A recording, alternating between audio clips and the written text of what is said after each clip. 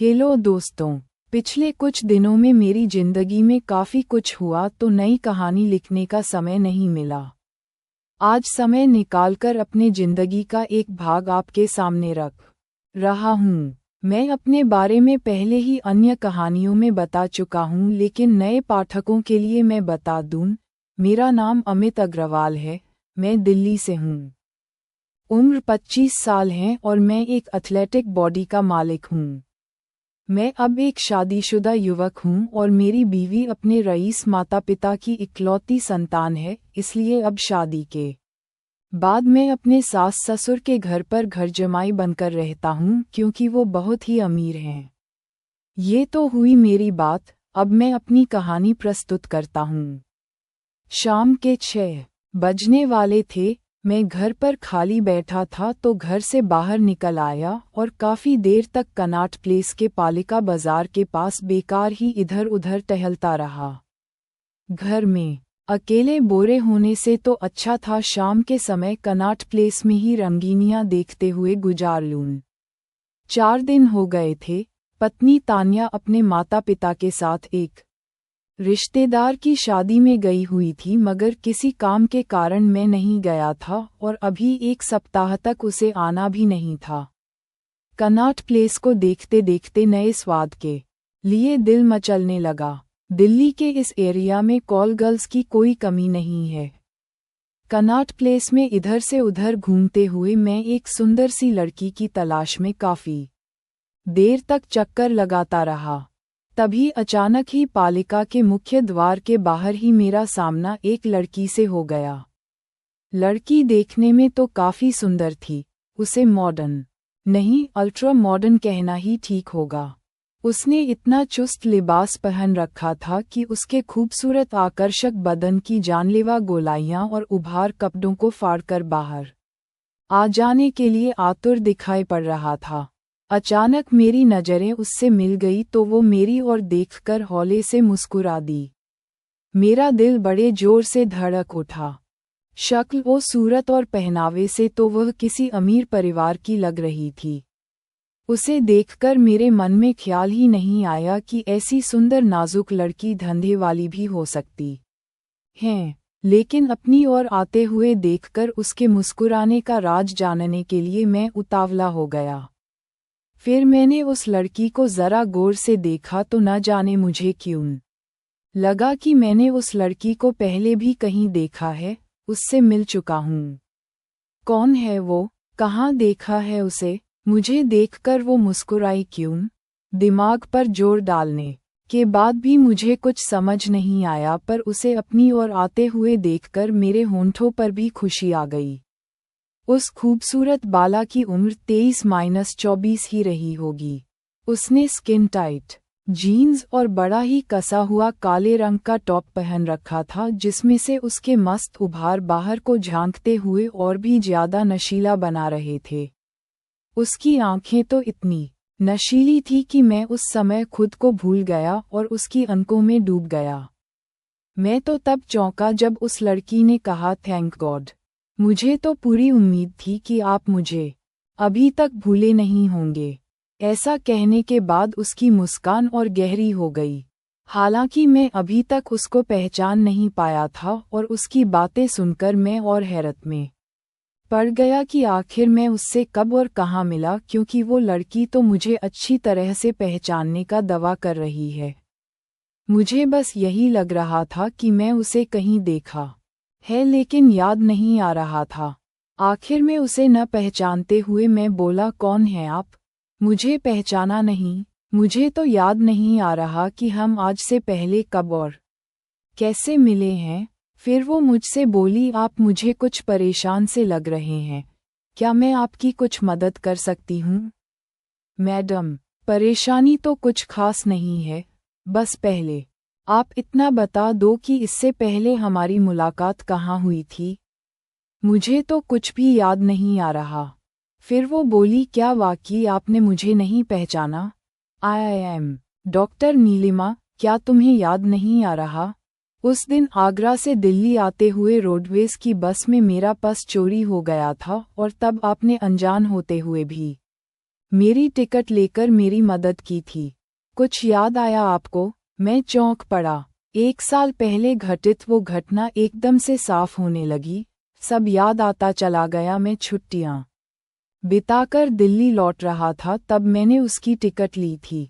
फिर मैंने उससे पूछा कैसी हो तुम? तो वो बोली मैं तो अच्छी हूँ। आप बताइए अपने बारे में। दिल्ली आकर मैंने आपको बहुत तलाश किया, आपका सही एड्रेस नहीं मिला। कहीं शिफ्ट कर लिया है क्या आपने? मैं तो आपको बताना ही भूल गया था। 3-4 दिन बाद ही मैंने वहां से शिफ्ट कर लिया था। फिर नीलिमा बोली आइए कहीं बैठकर बातें करते हैं। उसने बेझिझक मेरा हाथ थामकर एक और खींचा तो मैं बरबस उसके साथ चल पड़ा। नीलिमा थी ही इतनी सुंदर कि कोई भी उसके साथ बात करने को उतावला हो जाए। वो मुझे पास के ही पार्क के सामने बने कॉफी होम में ले गई। वो मुझे लगातार गहरी नज़रों से देखे जा रही थी जो मुझे भी बहुत अच्छा लग रहा था। फिर हम दोनों वहां बैठकर काफ़ी देर बातें करते रहे।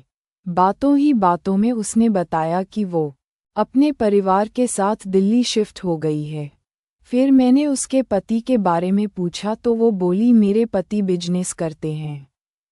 फिर उसने मुझे वही सवाल किया और जैसे ही मैंने बताया मेरी शादी हो चुकी है तो उसके चेहरे पर एक मायूसी सी छा गई। मैंने उसे बताया कि अभी मेरी पत्नी कुछ दिनों के लिए दिल्ली से बाहर गई हुई है। उसने अपना पता नोट करवा दिया और मैंने भी अपना विजिटिंग कार्ड उसे दे दिया जो उसने अपने पर्स में डाल लिया। मैं खूब चाहकर भी उसे अपने घर चलने का न्योता देने की हिम्मत नहीं जुटा पाया। जाने क्यों मुझे लगा कि कहीं वो बुरा न मान जाए। सड़क के किनारे किनारे मेरे साथ चलती हुई वो बोली वैसे मैं बहुत जल्दी ही आपसे फिर मिलना चाहूँगी। मुझे लगा कि वो मेरे 500 रुपये लौटाने के लिए उतावली हो रही है। मैं बोला घबराओ मत, मैं उस दिन के पैसे लौटाने के लिए नहीं कह रहा हूँ। मैं तो उस बात को भी भूल चुका हूँ। हम आपस में अच्छे दोस्त नहीं बन सकते क्या? अगर मुझे दोस्त समझा तो कभी उन पैसों का जिक्र मत करना। नीलिमा मुस्कुराते हुए बोली मैं जानती थी कि अगर आप मुझे मिल गए तो आप यही बोलेंगे। बहरहाल मैं सिर्फ उन पैसों को लौटाने के लिए आपसे मिलना नहीं चाहती थी। उसने अपनी बात बीच में ही छोड़ दी और बोली अब मैं चलूं। मुझे विश करने के बाद वो सामने फुटपाथ पर खड़ी अपनी आलीशान कार की ओर बढ़ गई। सच में वो एक अमीर खानदान से ताल्लुक़ रखती थी। मैंने भी अपनी कार पकड़ी और अपने घर की ओर चल दिया।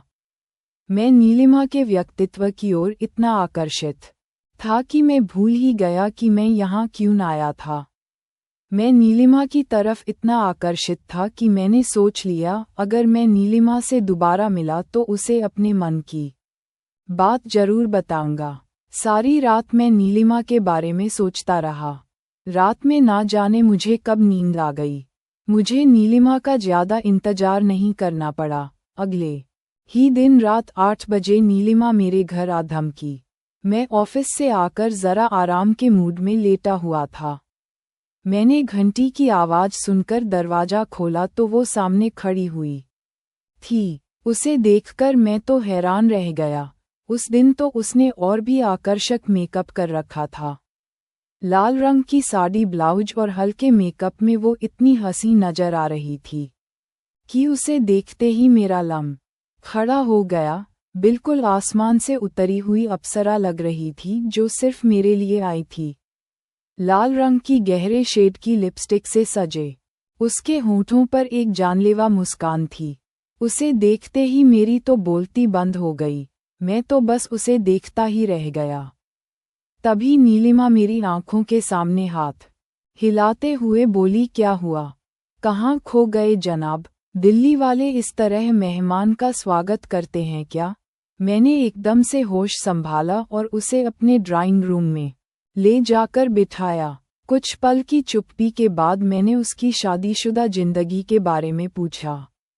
मेरा प्रश्न सुनकर नीलिमा के चेहरे पर एक विचित्र सी प्रतिक्रिया हुई। शायद मैं अनजाने में उसकी दुखती रग को छेड़ बैठा था।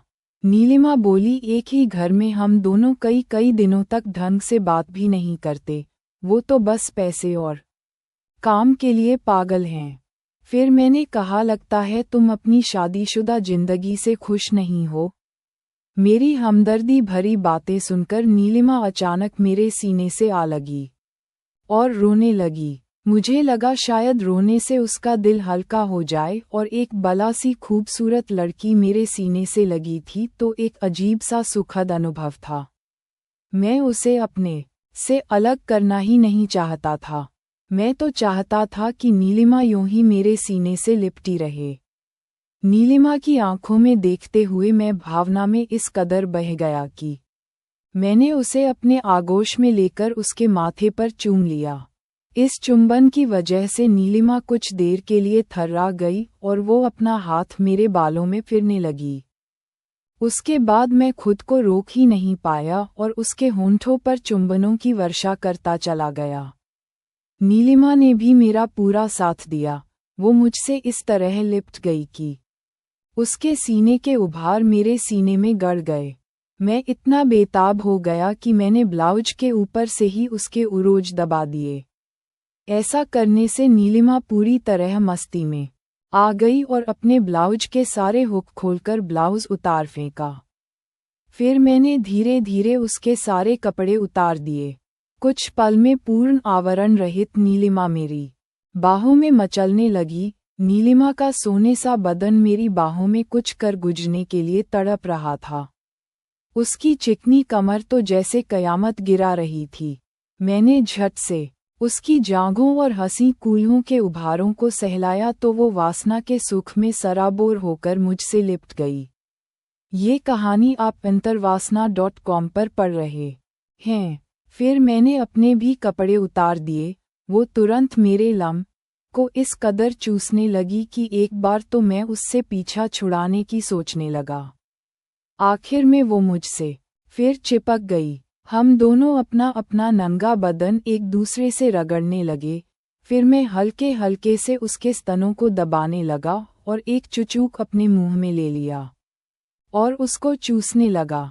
हम दोनों ही उस वक्त एक दूसरे का साथ जोश से निभा रहे थे। नीलिमा ने जोश में मुझे अपने ऊपर बिस्तर पर गिरा दिया और हम दोनों 69 में आकर एक दूसरे को चूसने लगे। काफी देर तक हम एक दूसरे को चूसते रहे। फिर सीधे होकर मैंने शॉट लगाने शुरू किया। क्योंकि नीलिमा शादीशुदा थी तो मैंने सोचा कि उसकी चू पहले से ही फटी हुई होगी, मगर मेरे शॉट मारने से नीलिमा बुरी तरह चिल्ला उठी। शायद वो अपने पति से ज्यादा नहीं चुदी थी। नीलिमा इतनी जोर से चिल्लाई कि उसकी आंखों से आंसू आ गए, मगर मैंने कोई रहम नहीं दिखाई और बेतहाशा शॉट मारता रहा। उस रात सूने और एकांत घर में हम दोनों पूरी तरह आज़ाद थे।